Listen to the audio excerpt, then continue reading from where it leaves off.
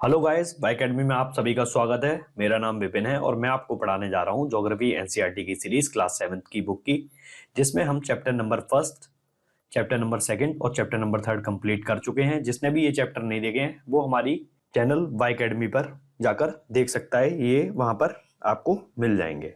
Okay, तो आज हम जो चैप्टर पढ़ने जा रहे हैं, चैप्टर नंबर 4, इसका जो टाइटल है वो है वायु, एयर। ओके, अब हमने पढ़ा था कि जो हमारा सोलर सिस्टम है, उसमें सोलर सिस्टम में जो हमारा प्लेनेट है अर्थ, वो क्यों महत्वपूर्ण है। तो जो सौर मंडल में जो हमारी पृथ्वी है वही एक ऐसा ग्रह है, यहाँ पर क्या है, जीवन है। और जीवन के कारण ये क्या है, एक अनोखा ग्रह है।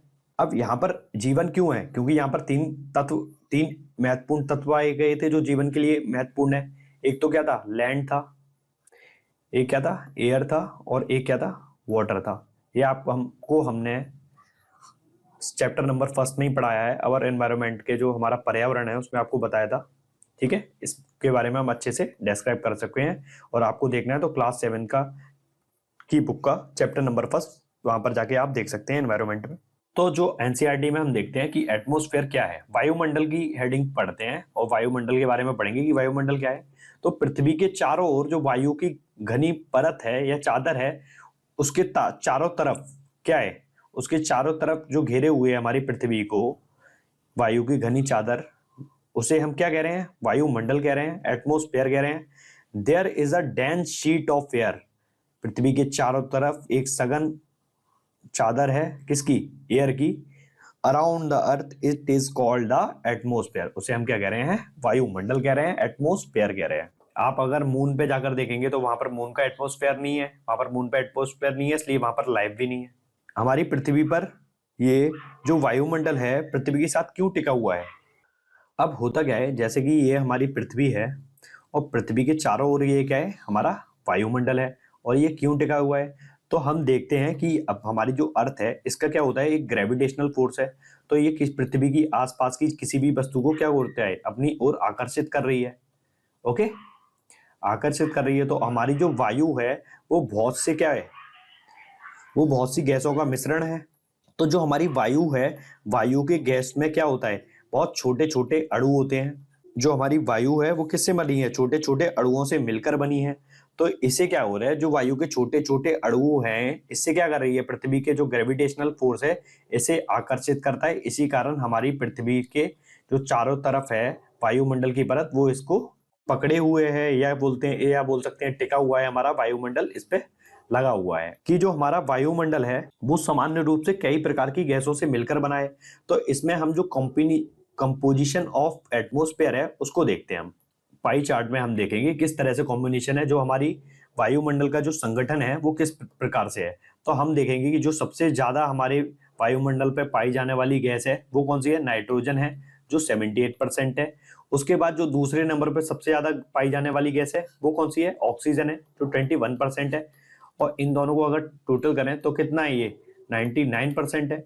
बची हुई 1% गैसों में कौन सी गैसें आती हैं, हमारी ऑर्गन आ रही है, 0.93% आ रही है। ओके, ये देख रहे हैं हम कि 78% कौन सी है, नाइट्रोजन है, ऑक्सीजन 21% है, ऑर्गन 0.93% है, और कार्बन CO2 कितनी है, 0.038% है। तो हमारी जो एटमोस्फेरिक कॉम्पोजिशन है उसमें कौन कौन सी गैसें हैं, हमारी नाइट्रोजन है, ऑक्सीजन है, आर्गन है, और कार्बन डाइऑक्साइड है।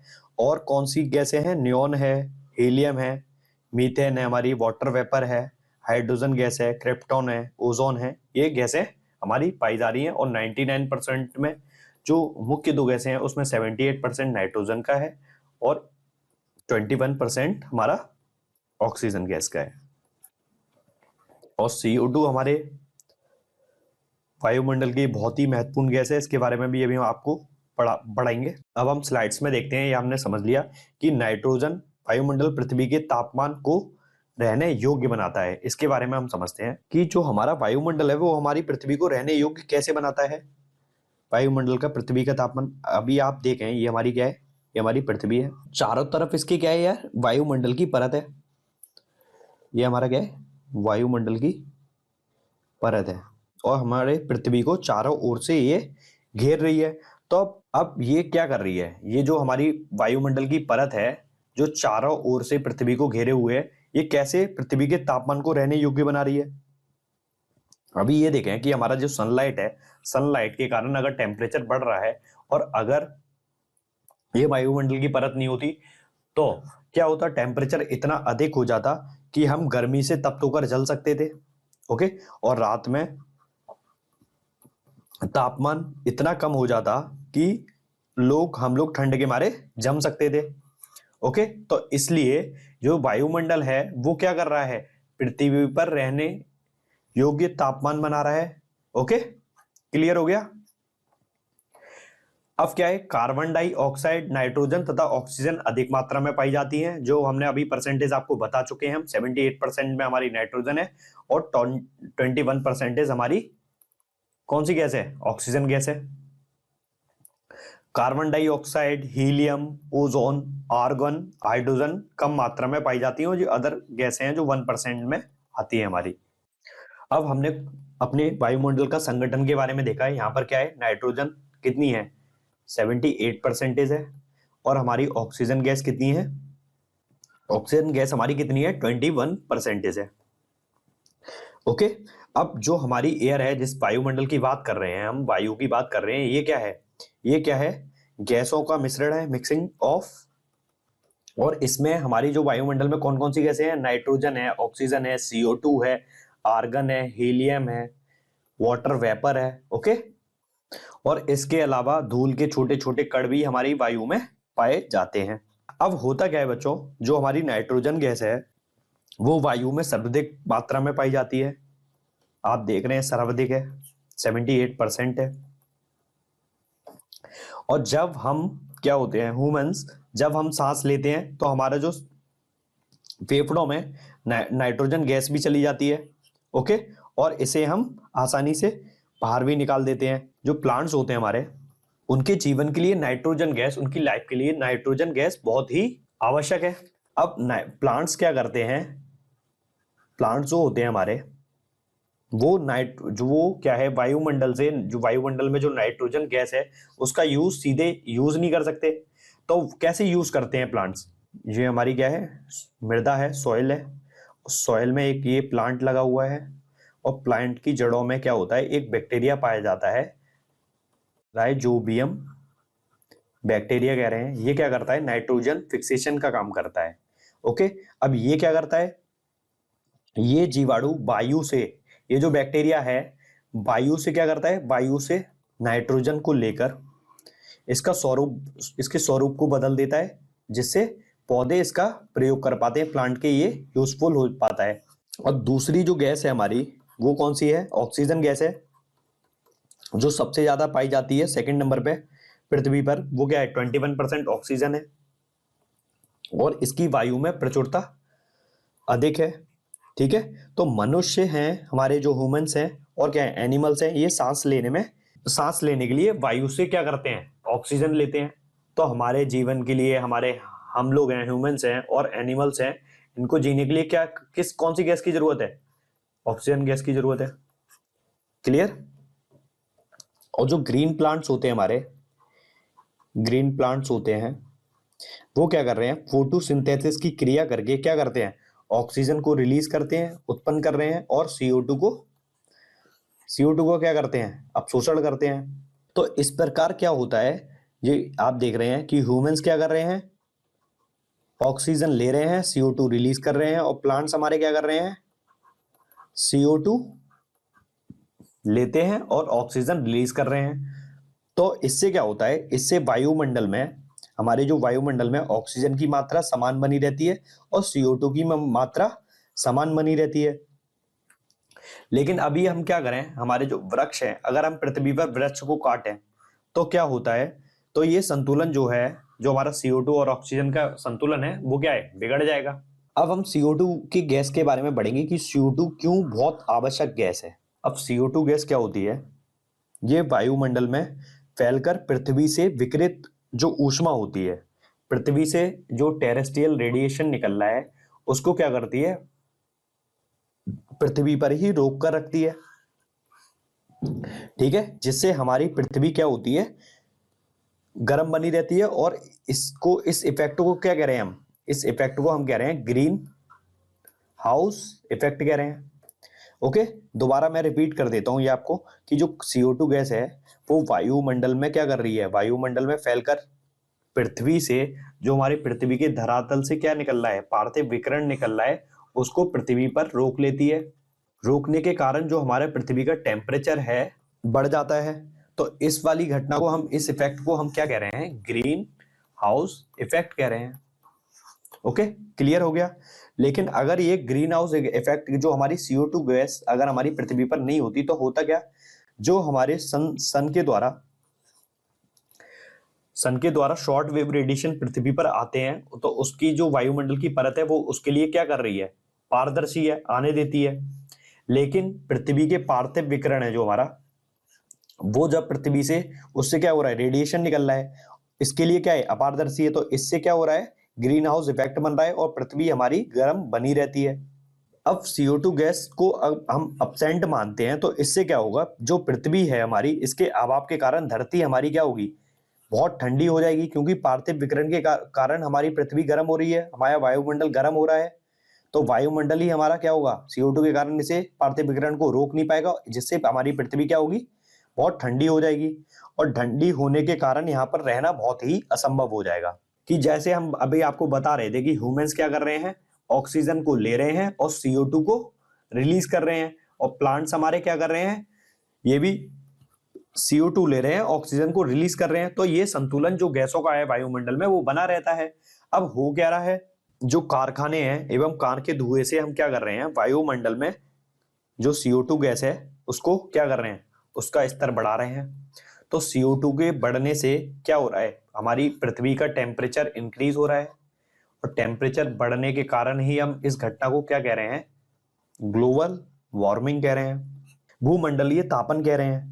अब हमारी क्या है, पृथ्वी का तापमान बढ़ने के कारण क्या हो रहा है, जो हमारे ध्रुवीय प्रदेश हैं जहां पर क्या है, और माउंटेन एरियाज हैं जहां पर क्या है, ग्लेशियर जमे हुए हैं। तो जो ग्लेशियर जमे हैं वो क्या होंगे, वो मेल्ट होंगे। ग्लेशियर क्या होंगे, मेल्ट हो रहे हैं।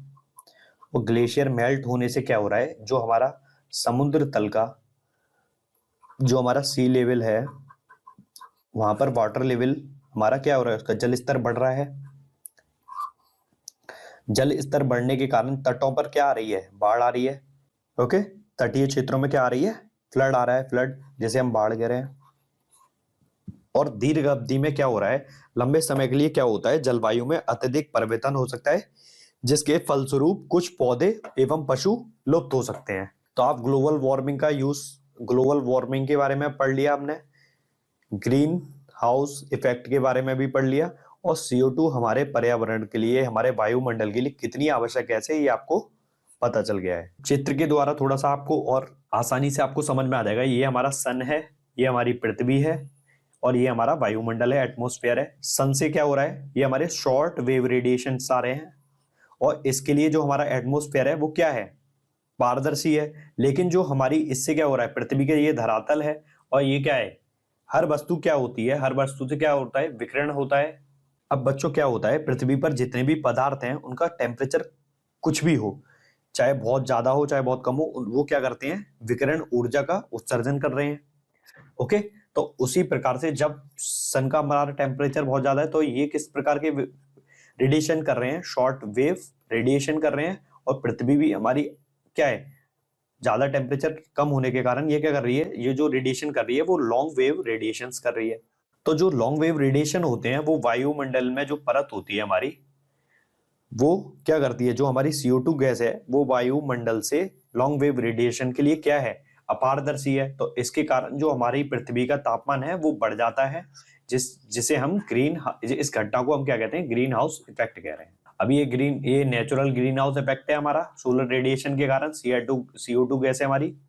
ओके, और ये क्या है, इसमें क्या है कि हम कारखानों और जो कार वगैरह चला रहे हैं, इससे हम क्या कर रहे हैं, एडिंग कर रहे हैं, कार्बन एमिशन, कार्बन का उत्सर्जन अधिक कर रहे हैं, जिससे CO2 की मात्रा बढ़ रही है, संतुलन बिगड़ता है। संतुलन बिगड़ने के कारण पृथ्वी का टेम्परेचर बढ़ रहा है। इस घटना को हम क्या कह रहे हैं, भूमंडलीय तापन कह रहे हैं, ग्लोबल वार्मिंग कह रहे हैं। और इससे क्या हो रहा है, टेम्परेचर बढ़ने के कारण जो हमारे ध्रुवीय प्रदेश हैं वहां पर जमे बड़े बड़े ग्लेशियर्स हैं वो पिघल रहे हैं, और उनके पिघलने के कारण क्या हो रहा है, जो हमारा समुद्र तल है, समुद्र तल पर जल का स्तर बढ़ रहा है। समुद्र तल पर जल का स्तर बढ़ने के कारण तटीय प्रदेशों में क्या हो रहा है, बाढ़ आ रही है। और बाढ़ आने से क्या हो रहा है, जो दीर्घ अवधि में इसके कारण क्या होता है, जलवायु में अत्यधिक परिवर्तन हो सकता है, जिसके फलस्वरूप क्या होता है, जो हमारे कुछ पौधे वगैरह हैं एवं पशु हैं वो क्या होते हैं, लुप्त हो जा रहे हैं। अब हम वायुमंडल की संरचना को देखेंगे कि कंपोजिशन ऑफ द एटमॉस्फेयर। अब जो हमारी नेक्स्ट हेडिंग है वो है वायुमंडल की संरचना, कंपोजिशन ऑफ द एटमॉस्फेयर। जो हमारी क्या है, जो हमारी पृथ्वी है वो क्या कर रही है, वायुमंडल की गैसों को क्या कर रही है, आकर्षित कर रही है।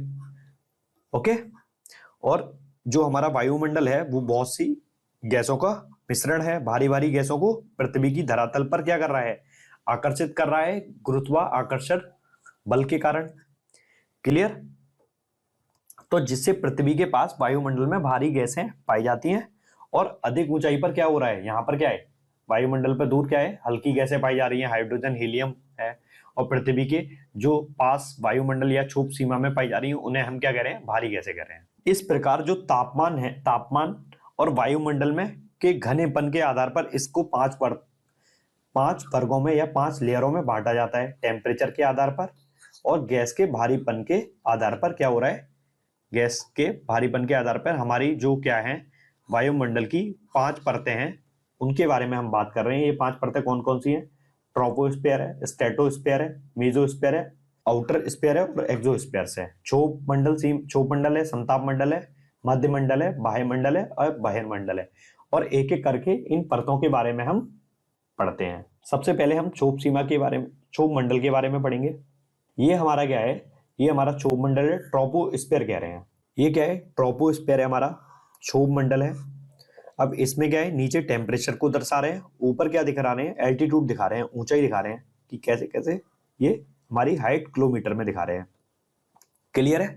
अब जो हमारा ट्रोपोस्फीयर है, तो वायुमंडल की जो निचली परत है, सबसे निचली परत को हम क्या कह रहे हैं, क्षोभ सीमा कह रहे हैं, क्षोभ मंडल कह रहे हैं।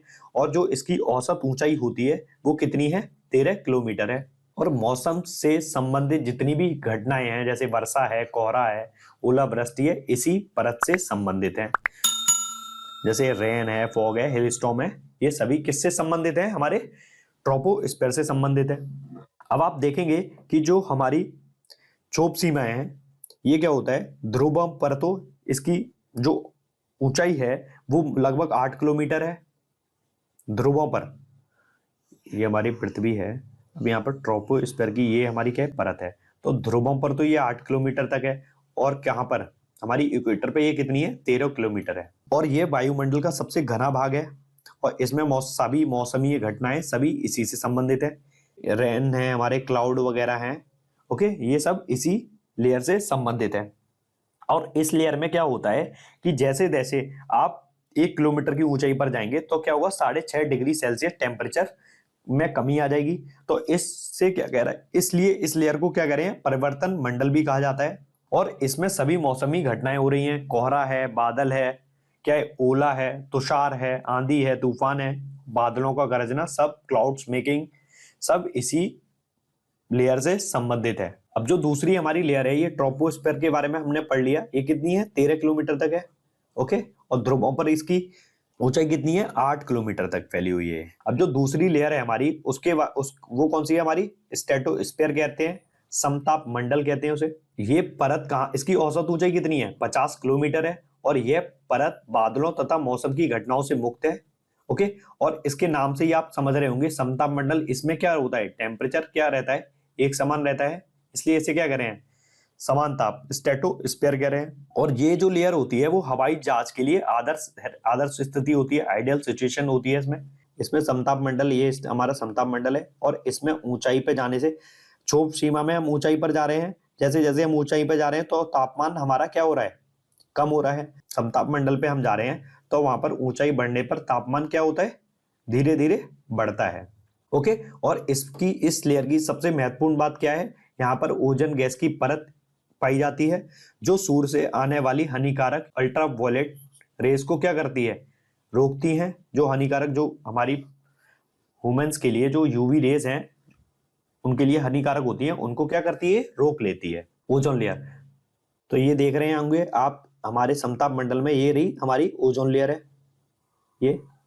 ओके, तो परीक्षाओं में अक्सर आपकी परीक्षाओं में पूछ लिया जाता है कि जो हमारी ओजोन लेयर है वो कौन सी लेयर में पाई जाती है, मेसोस्फीयर में पाई जाएगी, स्ट्रेटोस्फीयर में पाई जाएगी, ट्रोपोस्फीयर में पाई जाएगी या थर्मोस्फीयर में पाई जाएगी। इनमें से 4 ऑप्शन दे देंगे, आपको एक सही ऑप्शन पर टिक लगाना है। अब जो हमारी अगली परत है उसको हम क्या कह रहे हैं, मध्य मंडल कह रहे हैं, मेसोस्फीयर कह रहे हैं, मेसोस्फीयर कह रहे हैं। जो मेसोस्फीयर है हमारी, ये लगभग 80 किलोमीटर की ऊंचाई है इसकी, और अंतरिक्ष से प्रवेश करने वाले जो उल्का पिंड है इसी परत में प्रवेश करने पर जलने लगते हैं।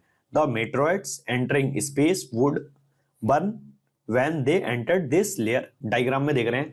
अब इस परत में जाने पर क्या होता है, एकदम तापमान फिर से कम होने लगता है। तो हम देख रहे हैं जब हम ट्रोपोक्षोभ मंडल में थे वहां पर तापमान क्या हो रहा था, हाइट बढ़ने के साथ टेम्परेचर में कमी आ रही थी, और फिर हम समताप मंडल में जाते हैं, वहां पर क्या हो रहा है, टेम्परेचर बढ़ रहा है। और फिर जब हम दोबारा मध्य मंडल में जा रहे हैं, मेसोस्फीयर में जा रहे हैं, तो दोबारा वहां पर क्या हो रहा है, टेम्परेचर घट रहा है। और यहाँ पर 80 किलोमीटर तक टेम्परेचर -90 तक चला जाता है, -90 डिग्री सेल्सियस तक चला जाता है। ओके, काफी कम हो जाता है। प्रवेश करने वाले यहाँ पर मेटेरॉइड वगैरह जल जाते हैं। ओके, तो इसे हम क्या कह रहे हैं, मेसोस्फीयर कह रहे हैं। ये हमारा मध्य मंडल है, 80 किलोमीटर तक फैला हुआ है ये। यहाँ पर आप देख रहे हैं 4th लेयर आती है, उसको हम क्या कह रहे हैं, वायुमंडल कह रहे हैं, एक्सोस्फीयर कह रहे हैं।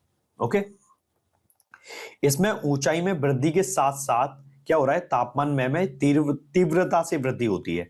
अभी तक हमारा मेसोस्फीयर में तापमान क्या हो रहा था, -90 डिग्री सेल्सियस तक पहुंच गया था।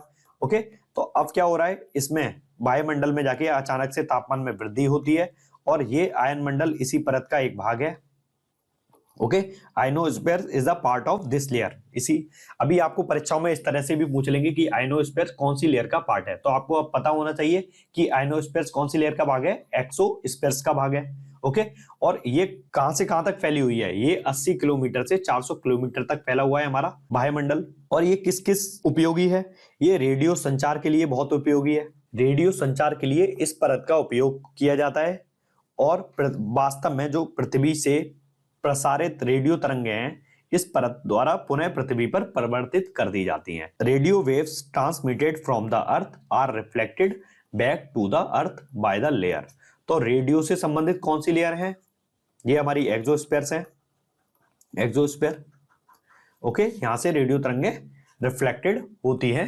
अब आप देख रहे हैं ये हमारा क्या है, मेसोस्फीयर है, और मेसोस्फीयर में जाने के बाद हमारा एक्सोस्फीयर आ रहा है, और अचानक क्या हो रहा है, तीव्र वृद्धि से हमारा टेम्परेचर क्या हो रहा है, इंक्रीज होता है। ये आप देखेंगे हमारा वायुमंडल है, वायुमंडल के साथ ऊंचाई के साथ तापमान में वृद्धि, ऊंचाई के साथ यहाँ पर क्या हो रहा है, ये भी लिखा हुआ है, ऊंचाई के साथ यहाँ पर तापमान में वृद्धि हो रही है। अब हम क्या है, एक्सोस्फीयर के बारे में बात कर रहे हैं। बहिर्मंडल जो पृथ्वी की क्या है, सबसे भारी परत है, और वायुमंडल की सबसे ऊपरी परत है, और ये वायु की पतली परत है। क्यों, यहाँ पर बहुत ही हल्की गैसें पाई जाती हैं, जैसे हीलियम है, हाइड्रोजन है। तो इसी के साथ हमने जो हमारी पांचों लेयर्स हैं वायुमंडल की, वो उसके बारे में हमने पढ़ लिया है। अब हम नेक्स्ट स्लाइड पे चलते हैं। तो बच्चों, जो हमारी नेक्स्ट स्लाइड है वो है वेदर एंड क्लाइमेट। अब इसमें हम देखेंगे कि मौसम और जलवायु में क्या क्या अंतर होता है। आपने कभी बदलते हुए मौसम को देखा है? बच्चों, मैं आपसे पूछ रहा हूँ कि आपने कभी देखा है कि मौसम कैसे कैसे बदलता है? कि आपने देखा कि दिन में कभी क्या है, हल्की हल्की ठंडी ठंडी सुहावनी हवा चल रही है, तभी अचानक से वर्षा हो जा रही है, और वर्षा होने के बाद क्या हो रहे हैं, एकदम अचानक से क्या हुआ, बड़े बड़े ओले पड़ने लगे। अब ओले पड़ने के बाद, जब ओले पड़ गए, थोड़ी देर बाद बारिश बंद हो गई। बंद होने के बाद क्या हुआ, मौसम साफ हो जाता है, और मौसम साफ हो जाने के बाद अचानक से क्या हो रहा है, तेज धूप चमकने लगी।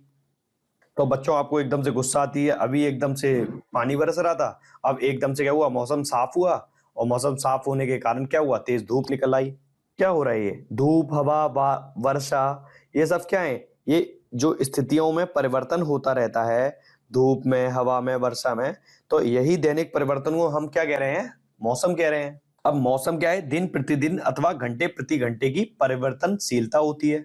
इसमें देखेंगे कि हमारा क्या है, वेदर क्या है, short term state of the atmosphere है, और क्लाइमेट क्या है, long term pattern of weather है। अब हम वेदर के बारे में देखेंगे कि वेदर क्या है। वेदर में क्या होता है, कि मौसम के बिल्कुल विपरीत होता है ये।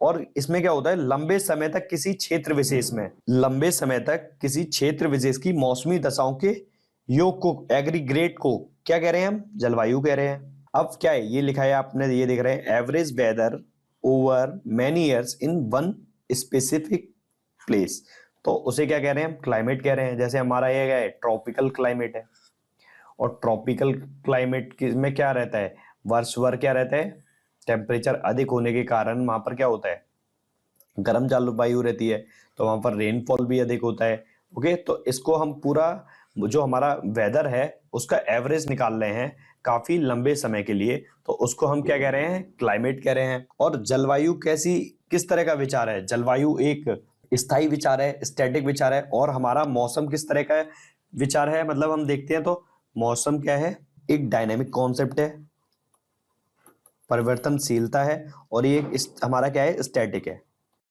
अब होता क्या है, जो वायुमंडल है हमारा, उसमें क्या होता है, वायुमंडल के तत्व होते हैं। तो वायुमंडल के कौन कौन से तत्व होते हैं वो आपको हम बताते हैं। जो वायुमंडल के प्रमुख तत्व हैं उसमें फर्स्ट आता है, फर्स्ट नंबर पे हमारा टेम्परेचर, सेकंड नंबर पे हमारा एयर प्रेशर, और थर्ड नंबर पे आती है हमारा विंड, और फोर्थ नंबर पे आती है हमारी ह्यूमिडिटी, आर्द्रता। ओके, तो टेम्परेचर तापमान, वायु दाब, पवन और आर्द्रता। ओके, तो ये वायुमंडल के क्या हैं, प्रमुख तत्व हैं। अब हम इनको अच्छे से पढ़ते हैं, ये जो तत्व हैं में हमारे वायुमंडल में कैसे परिवर्तन लाते हैं। ओके, तो सबसे पहले हम इसमें टेम्परेचर, वायुमंडल के जो प्रमुख तत्व हैं उनमें सबसे पहले हम किसे पढ़ रहे हैं, तापमान को पढ़ते हैं। तापमान क्या है, तो जो हमारा वायुमंडल है वो क्या कर रहा है, वायुमंडल में जो पृथ्वी की ऊष्मा है उसका प्रधान स्रोत क्या है, उसका प्रधान स्रोत जो है, जो मेन है, वो क्या है, हमारा सन है। सन के द्वारा क्या कर रहा है, हमारा वायुमंडल कैसे होता है, गर्म हो रहा है। और होता क्या है बच्चों, सूर्य से सभी दिशाओं में प्रकाश और ऊष्मा का विकिरण होता है। वायु में मौजूद ताप एवं शीतलता के परिमाण को क्या कह रहे हैं हम, तापमान कह रहे हैं। The degree of heat and coolness present in air is called temperature कह रहे हैं। वायु में गर्माहट जिसे हम ऊष्मा कह रहे हैं, या ठंडेपन की मात्रा को हम क्या कह रहे हैं, तापमान कहते हैं। क्लियर। और तापमान हमारा किस में मापा जाता है, तापमान हमेशा हम किस में मापते हैं, डिग्री सेल्सियस में मापते हैं।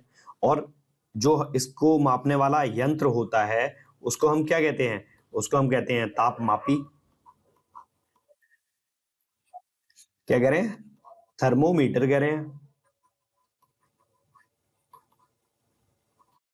इंसुलेशन किसे कह रहे हैं, सूर्य से जो आने वाली वह ऊर्जा जिसे पृथ्वी रोक लेती है उसे हम क्या कह रहे हैं, आत्मन कह रहे हैं। क्लियर हो गया।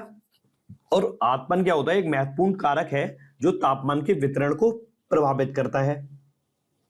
ये क्या कर रहा है, जो हमारा तापमान के वितरण को कैसे प्रभावित कर रहा है, जैसे ये हमारी क्या है, ये हमारी पृथ्वी है, और हमने आपको बताया था क्लास 6 की एनसीईआरटी में, हमारा क्या है, सन है। तो पृथ्वी हमारी क्या है, 23.5 डिग्री पे टिल्टेड है। ओके, जब हमारी ये हमारी क्या है, कर्क रेखा है, ये हमारी मकर रेखा है, तो सूर्य की जो किरणें हैं वो डायरेक्ट किस पे पड़ रही हैं, कर्क रेखा पे पड़ रही हैं। तो क्या होगा, जो कर्क रेखा पे क्या होगा, टेम्परेचर होगा, क्या होगा, टेम्परेचर बढ़ जाएगा। तो हमारा जो उत्तरी गोलार्ध है, उत्तरी गोलार्ध में क्या होगा, ग्रीष्म ऋतु होगी, और जो हमारा सदर्न हेमिस्फीयर होगा वहां पर क्या होगी, शीत ऋतु होगी। भूमध्य रेखा से ध्रुवों की ओर ये घटता जाता है। क्लियर है। वहां पर पृथ्वी की जो किरणें पड़ती हैं, उस पृथ्वी की किरणें यहाँ पर जो पड़ रही हैं वो कैसी पड़ती हैं, तिरछी पड़ती हैं, तो वहां पर ऊष्मा कम प्राप्त हो पाती है। तो इसलिए जो इंसुलेशन है वो भूमध्य रेखा से ध्रुवों की ओर क्या होता है, घटता है। अब जो हमारा ये है क्या है, ये हमारा पृथ्वी का धरातल है, और ये क्या है, सन है। ये हमारा क्या है, पृथ्वी का धरातल है। ओके, ये क्रस्ट वाला भाग है।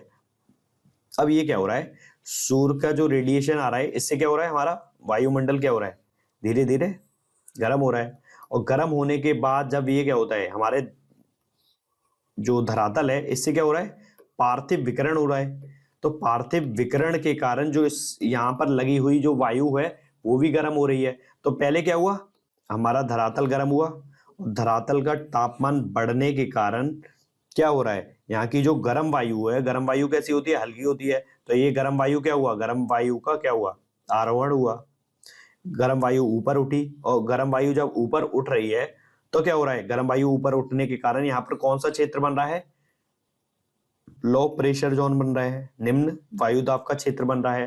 तो ये जो निम्न वायुदाब का जो क्षेत्र बन रहा है, निम्न वायुदाब क्षेत्र बनने के कारण क्या होगा, हमारा बादल, क्लाउड्स बनेंगे, ठीक है, क्लाउड्स बनेंगे आकाश में, जो हमारा आकाश में हमेशा क्या होंगे, बादल बनेंगे, और हमारा जो मौसम रहेगा वो कैसा रहेगा, नम रहेगा। अब एक दूसरा कॉन्सेप्ट देख रहे हैं, हम पृथ्वी के दूसरे क्षेत्र में देख रहे हैं, यहाँ पर क्या है, कम तापमान है, टेम्परेचर कम होने के कारण वहां पर क्या हो रहा है, वायु क्या होती है, वायु ठंडी होगी, और जब ठंडी वायु क्या होती है, भारी होती है, तो वो क्या होगी, पृथ्वी के धरातल के आसपास रहेगी। ओके, ये सेकंड केस में है, जब हम पृथ्वी के ठंडे क्षेत्रों में जाते हैं या कम तापमान वाले क्षेत्रों में जा रहे हैं, तो वहां की जो वायु होती है वो बहुत ठंडी है, ठंडी के वायु कैसी होती है, भारी होती है, तो पृथ्वी के धरातल पे बैठने का प्रयास करती है, पृथ्वी के धरातल पर आने का प्रयास कर रही है। ओके, तो इससे क्या हो रहा है, हाई प्रेशर जोन बन रहा है, जो हमारी वायु है वो पृथ्वी के धरातल पर क्या कर रही है, प्रेशर कर रही है, दाब डाल रही है, तो इसे क्या कह रहे हैं हम, हाई प्रेशर जोन कह रहे हैं, हाई प्रेशर क्षेत्र का निर्माण हो रहा है। और ये किससे संबंधित है, उच्च दाब का क्षेत्र किससे संबंधित है, ये स्पष्ट एवं साफ मौसम का प्रतीक है। आकाश हमारा क्या होगा, साफ हो जाएगा। क्लियर हो गया। इसमें वायुदाब में कि जो हमारा वायुदाब है, एयर प्रेशर है, पृथ्वी की सतह पर वायु के भार के द्वारा लगाया गया दाब वायुदाब कहलाता है, और ऊपर की ओर जाने पर वायुदाब घटता है, और समुद्र तल पर वायुदाब सर्वाधिक होता है। अब जैसे देख रहे हैं कि ये हमारा क्या है, सी लेवल है, और यहाँ पर क्या है, वायुदाब सबसे अधिक है। यहाँ पर क्यों वायुदाब आता है, क्योंकि वायु के जो परतें हैं जो धरातल के निकट हैं, वो क्या है, उसमें जो गैसों का मिश्रण है वो भारी गैसें हैं, और जैसे जैसे हम धरातल के से ऊपर जाएंगे, वायुमंडल में ऊपर जाएंगे, तो वहां पर क्या है, हल्की गैसें हैं। तो जो समुद्र तल पर इसी कारण क्या है, वायुदाब अधिक है, और ऊपर जाने पर ये वायुदाब क्या होता है, घट रहा है, कम हो रहा है, एयर प्रेशर कम हो रहा है। तो ये हमने किस तरह का वितरण देखा है, ये हमने देखा है वर्टिकल डिस्ट्रीब्यूशन देखा। तो ये हमने क्या देखा है, वर्टिकल डिस्ट्रीब्यूशन देखा है एयर प्रेशर्स का। जैसे जैसे हम समुद्र तल से ऊपर जा रहे हैं, समुद्र तल से ऊपर की ओर जा रहे हैं, तो वायुदाब हमारा क्या हो रहा है, एयर प्रेशर घट रहा है। वायुदाब के क्षैतिज वितरण को पढ़ेंगे, क्षैतिज वितरण को देखेंगे। ओके, ये क्या है, हॉरिजॉन्टल डिस्ट्रीब्यूशन को देख रहे हैं। अब ये डिस्ट्रीब्यूशन किस तरह से है, अब हमने देखा कि ये हमारा फर्स्ट केस है, ये हमारा क्या है, सेकंड केस है। अब क्षैतिज वितरण कैसे हो रहा है पृथ्वी पर।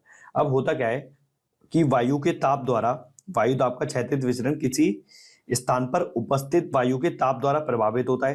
किससे प्रभावित हो रहा है, ताप के द्वारा। और यहाँ पर क्या हुआ, टेम्परेचर किसी अधिक तापमान वाले क्षेत्रों में क्या हो रहा है, तापमान अधिक होने के कारण क्या हुआ, यहाँ पर जो वायु लगी हुई है, जो आपको अभी हमने समझाया था, यहाँ पर जो वायु लगी हुई है, घनी वायु लगी हुई है, सघन वायु, वो क्या हो रहा है, तापमान अधिक होने के कारण जो हमारी यहाँ की गर्म वायु क्या हुई, गर्म हुई, और गर्म वायु क्या होती है, हल्की होती है, तो ये क्या होगी, ऊपर उठेगी। ओके, और जब वायु यहाँ से ऊपर उठ जाएगी तो ये जो क्षेत्र बन जाएगा, इसे हम क्या कह रहे हैं, लो प्रेशर का क्षेत्र बन जाएगा। और ये किससे संबंधित है, ये हमने बताया था कि बादल युक्त यहाँ पर क्लाउड्स रहेंगे, और मौसम क्या कैसा रहेगा, नम मौसम रहेगा, मॉइस्चर रहेगा मौसम में। और ये क्या है, यहाँ पर हम ये ठंडे ठंडे क्षेत्रों में देखेंगे कि वहां पर क्या है, तापमान, हमारा जो टेम्परेचर है वो कम होने के कारण, या कम तापमान वाले क्षेत्रों में हो रहा क्या है, वहां पर क्या है, ठंडी वायु है, ठंडी वायु है, कोल्ड एयर है, और कोल्ड एयर कैसी होती है, भारी होती है। तो भारी होती है तो वो क्या होगी, भारी वायु नीचे पृथ्वी के धरातल पर बैठेगी।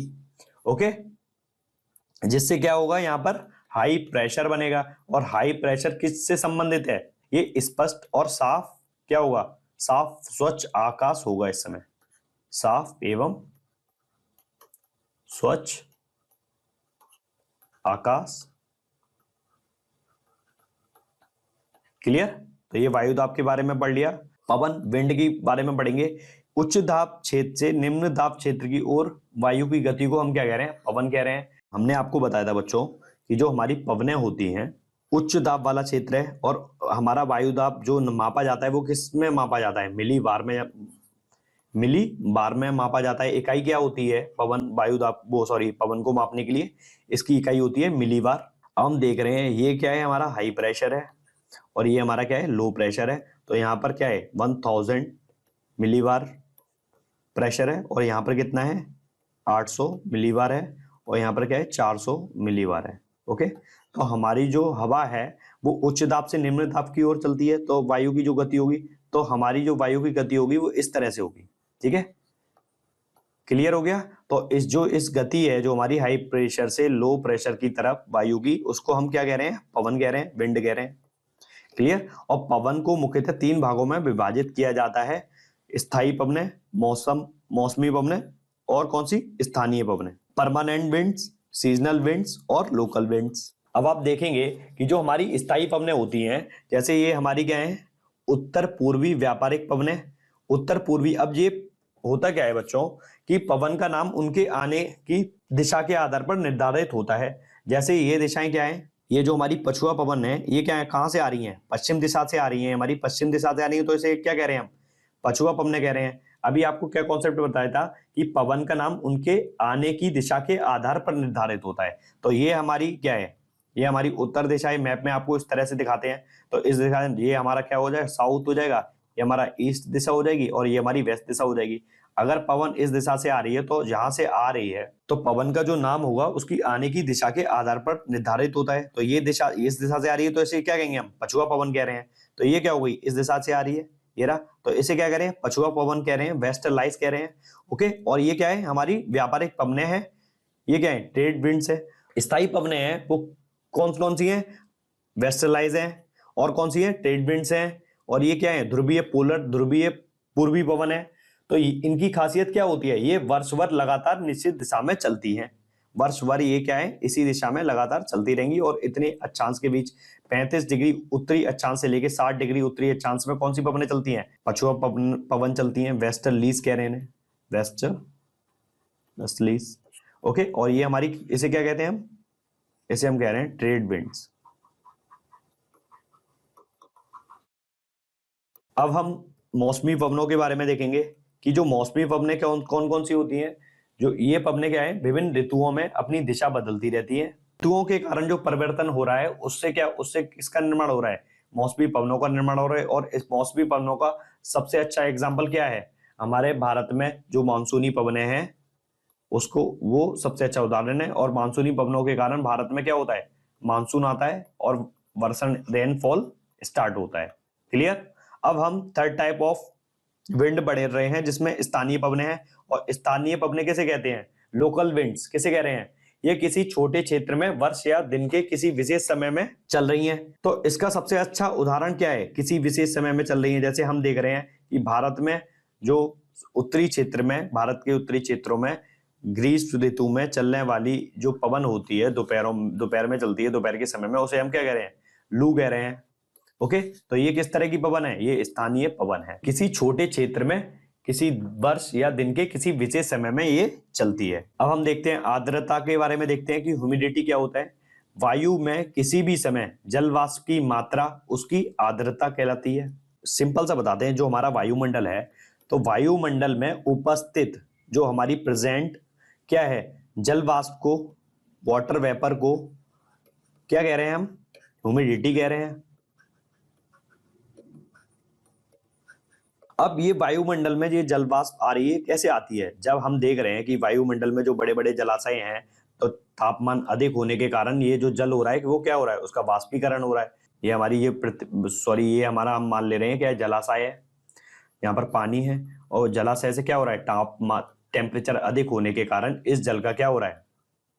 वाष्पीकरण हो रहा है, तो इससे हमें क्या मिल रही है, जल वाष्प मिल रही है। और वायु में किसी भी समय जल वाष्प की मात्रा को क्या कह रहे हैं, आर्द्रता कह रहे हैं, ह्यूमिडिटी कह रहे हैं। अब होता क्या है, इसका ताप से किस तरह से संबंध है, जैसे जैसे टेम्परेचर बढ़ेगा, तो टेम्परेचर बढ़ने से वायुमंडल में वायु को धारण करने की क्षमता क्या होगी, बढ़ जाएगी।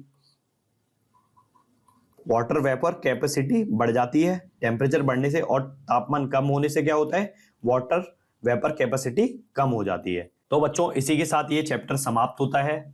और ये चैप्टर आपको कैसा लगा आप कमेंट सेक्शन में बताइए। जो हमारा अकेडमी चैनल है से ज्यादा लोग सब्सक्राइब करें, हमारी वीडियो को लाइक करें, शेयर करें और सब्सक्राइब करें, और हमारी वीडियोस को लगातार देखते रहें, चैनल में कंटिन्यू रहे, तो इससे आपको ज्योग्राफी की सारी वीडियोस मिलती रहेंगी। Thank you guys.